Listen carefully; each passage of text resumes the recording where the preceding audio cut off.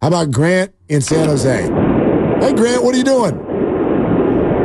Nothing much, just driving home from work. I just had a few thoughts on the Warriors on the 10 seed question. Let's do it. And I think, everybody can point to the inconsistent lineups and Kerr, and I think that is a big part of it. But I think our biggest problem, which I have seen in the Lakers game in the past couple of games we've improved on, is closing out games. I think we've blown like 30-plus leads within 5 points, something crazy like that. The amount of close games we've been in is way higher than any other team in the NBA. We're also in a strong West, which sucks. If you look at the East, we'd be in like a 4 seed in the East.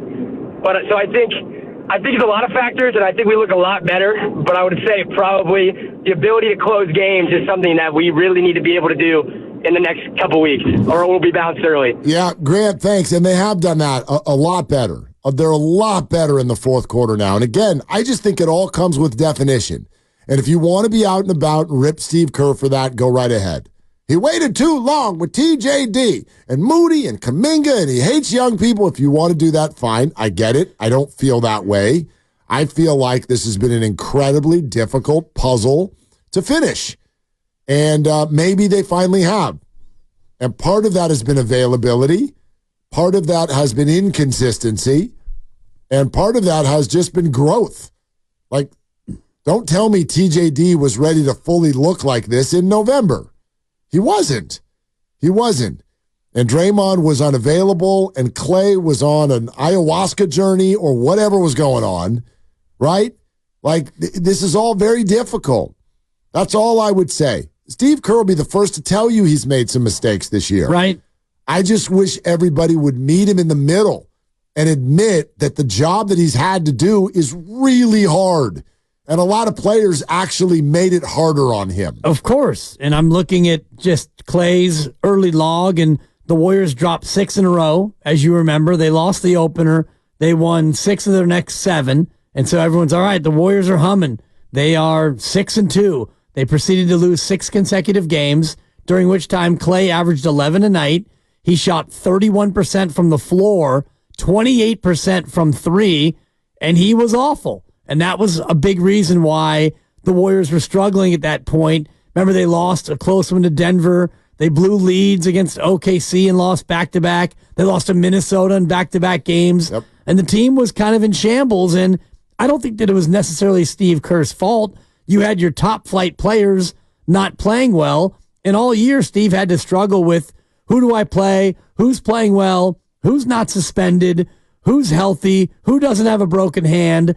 Pods was great, and then he hit the rookie wall, and at the same time, TJD emerged, and now you get to this point, 79 down, 3 to go, and it felt for the first time, Mark, yesterday, like he had a starting 5, he had a 4-man bench rotation. These are my 9 that I'm ready to take into next week. Definition. Right, finally, after 79 Finally. games. By the way, here are the clutch stats. The Warriors do lead the league in the most clutch games. And again, that's correct me if I'm wrong. Is that defined by a 5-point game with 5 minutes or less? Right. Is that right? Okay. Warriors have 45 of those, but it's not that much more than everyone else in the league. In fact, they're only tied.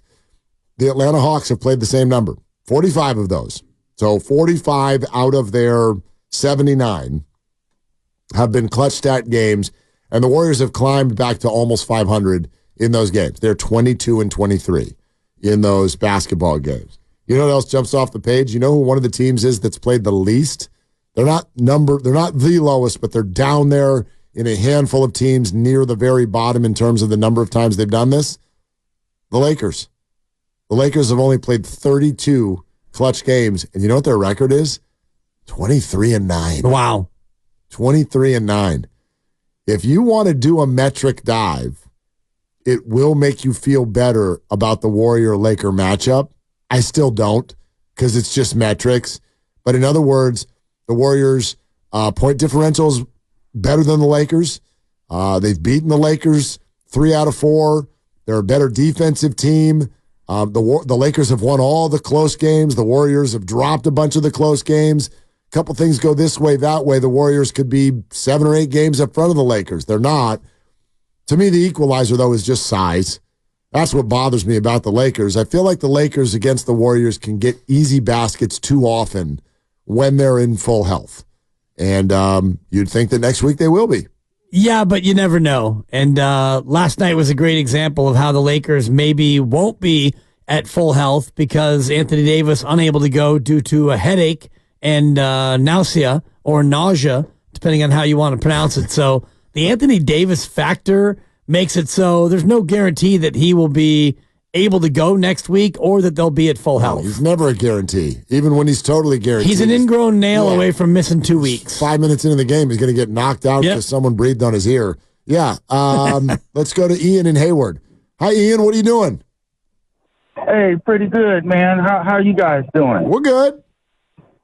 Good. I know you are. Hey, I listened to you. Hey, I've been a little frustrated listening to the station over the year, and the only one time I ain't frustrated is when I'm listening to you guys because you guys don't knee jerk so much like they do in the morning and like they do in the noon time, and you guys aren't like hot take happy, So I really dig listening to you. But the reason I called was over the why are they in the 10th? And the funny thing is that I called with a kind of a similar take that you had. Rather than using the term definition, I just said none of us envisioned the Warriors team that will be playing its best basketball of the year would be this team now, where you're starting rookies. You're either starting Pachensky or you're starting, Trace Jackson Davis. And this business about, Kuminga, Kerr messed up. Why? 'Cause they didn't play Kuminga in the playoffs last year. Kuminga is in his third year, and he came on fully in the middle of the third year. You going to tell me they didn't develop him correctly? So, yeah, it's down to a matter basically of the team not really knowing, and this is not a knock on the coaching staff because it's incredibly complex, the franchise not really knowing how to max this team out, and the team is just now gelled. I mean, you go back to these old school terms. We just had to wait for him to gel, man. And that's it. And you know what? There's a lot of truth in that. Ian, thank you so much. I will say this, though. This still, and I don't say this as a point as much as I do a question, because I find this head-scratching. There are a lot of people I know who I think that they know basketball, and they've got questions about the Warriors' talent development department. Right. But if you're going to point at the Warriors and say, you held Kuminga back, well then, but then who gets credit for how he's playing now? It's like you can't say they didn't develop Kuminga and then look at Kuminga now and be like, see, he looks amazing. Well, who developed him? Right. And how do you know when was the right time to hit the go button? Because the go button can't just be hit whenever you want. Look at baseball. You can't just go to the minor leagues and be like, we think you're going to be good, so go. You'll ruin people if you do it too early. And what is player development without the player getting better on their own? And that, to me, is always where I kind of bristle at this conversation. So the Warriors don't develop players, yet you look at Jordan Poole when he was here, and he developed into a great player so good that he got a 9-figure contract, and now he's gone to Washington, and he regressed, and now he's playing better. So where did that development come from? And Kevon Looney and Jonathan Kuminga, James Wiseman. Did they not develop James Wiseman? Well, he's gone to Detroit and been healthy and largely been the same player that he probably would have been here, which is not very good. So I always have a hard time, Mark, deciding between the development of a player and the player getting better on their own. It's kind of the whole thing with a quarterback in the system. Like, do we know if Trey Lance is a good quarterback or not? We won't really know until he goes somewhere else and gets a chance to play. And what we've discovered is his second team hasn't really so far seen him in a way that they want to play him either. Yeah, I think, listen, I tend to lean in the direction of the players when somebody is not developing, because these teams, I mean, come hell or high water, that's all they want is for these players to shine. They put all of their stock in them. They put all of their money into them. They put their own reputation into these players, and then for some reason fans are like, stop holding them back.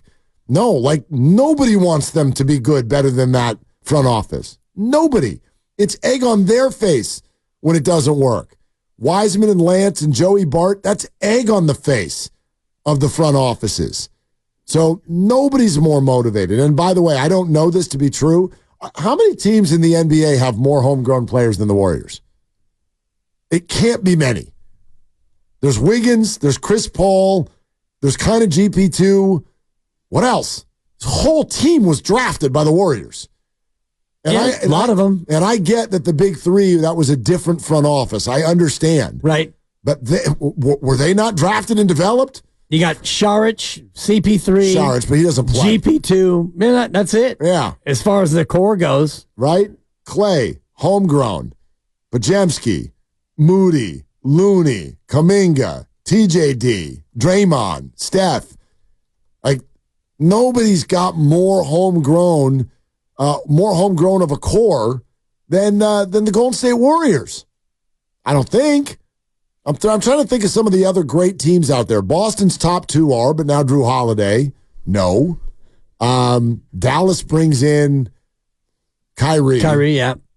The Clippers, I don't even think they draft teams. They just signed whatever they go. I've heard of him. Let's bring him in. You know? Minnesota's core, homegrown, but Gobert is there. Yeah, the Thunder, other than Gilgeous-Alexander. Thunder. Who they got early. The Lakers, not even close. Right. Just bouncing around. I mean, everybody's got a couple. I think the Warriors are as homegrown as any team in the league. But we any good team, I would say, because if you look at a lot of the bad teams, they're just playing guys that are second-round draft picks and really undrafted players. Got teams like the Spurs, Blazers, right? But Hornets. If I go to the East, does anybody have like key contributors, big-time starters scoring a lot of points that are not homegrown? Boston's got Holiday, Milwaukee's got Lillard, the Knicks have Brunson. Minnesota's got Gobert. Denver feels pretty homegrown. Aaron Gordon's a big piece. That name pops out to me as someone who's not homegrown. Right. Magic are pretty homegrown, but they're pups and haven't really achieved anything yet. But yeah, they're the 4 seed out there, 46 wins. Good team. Can't score, but good team. OKC is the one that I would look at, but Gilgeous-Alexander did come from the Clippers, but everybody else, Jalen Williams, Holmgren, Dort, Giddey, all their other top players, they drafted him. Well, and they've had more draft picks than anybody in the NBA. Exactly. They've been building that up. So, yeah, I don't know. I don't feel like I can fully go all in on this idea that the Warriors have a problem developing talent. My thing is, if a player like Joey Bart, for example, in baseball is a great case. If he goes on and plays like he has of late in Pittsburgh, then I think you can look at the Giants and say, you didn't develop him.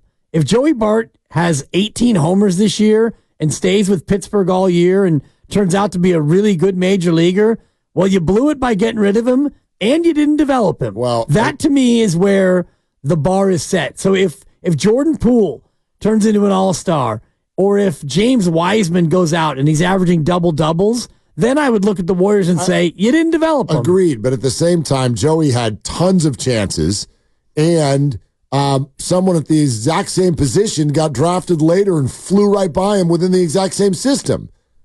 I mean, we're getting I know where you're coming from, but the Joey Bart thing has gotten completely out of pocket because he's played 2 games with the Pirates. That's my point, though, is if he goes on to play like that. But for me, the question of development comes more from what players do after they leave your organization. I agree. That's when you can look at them and say, well, you didn't develop.